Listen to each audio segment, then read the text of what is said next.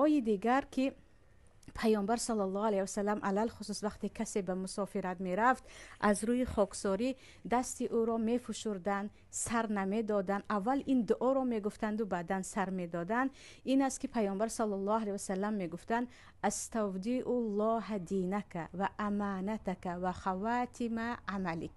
من به الله دین تو را و امانت های تو را و عاقبت امر تو را، عاقبت کار تو را می سپارم.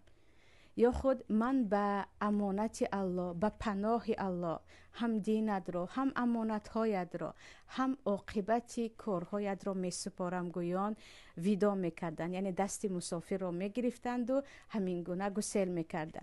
یا که اگر لشکر را به جای فرستانند هم همین دعا را برای جمع لشکران اسکران خود مجاهدین می گفتند.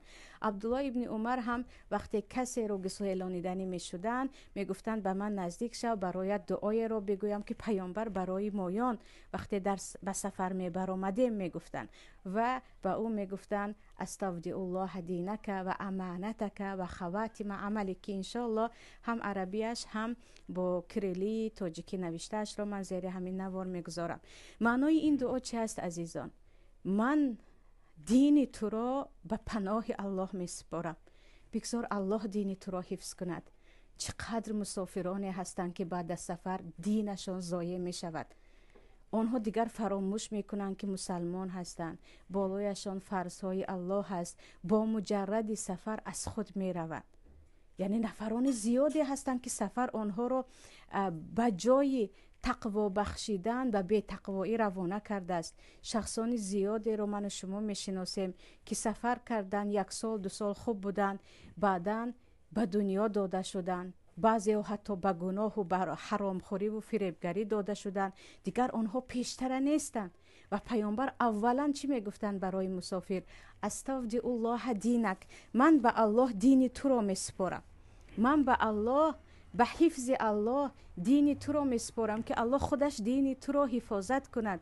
الله نگهبان دین تو باشد که یکی بروی و از دین دور نشوی. الله خودش دین تو را نگهبان باشد. دوم امانتک، امانت های تو را، آنی که در خانه ات میسپاری.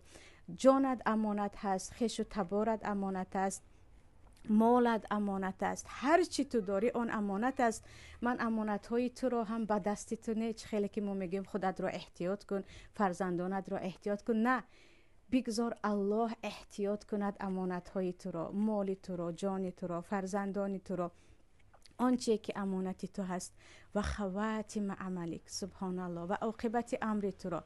میدونیم که یکی از سرهای پنهانه که باید نگران شویم این که عاقبت ما چه می شده باشد. چه خیلی گفتم برادران بودند، خواهران بودند که برایشان امید زیاد بود با یک سفر کردن و یک کم دنیا برای آنها درهایش را باز کردن، یک بار تغییر یافتند.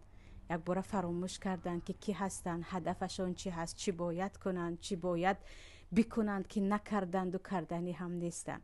و الله و پیامبر الله صلی الله علیه و سلم میگویند من خاتمه کارهای تو را به الله میسپارم. بگذار الله خودش تو را عاقبت به خیر کند. خاتمه کارهای تو بگذار در حفظ و در کفالت الله باشد که تو را الله اصلا به گمراه شدن یا که به نابودی نبرد.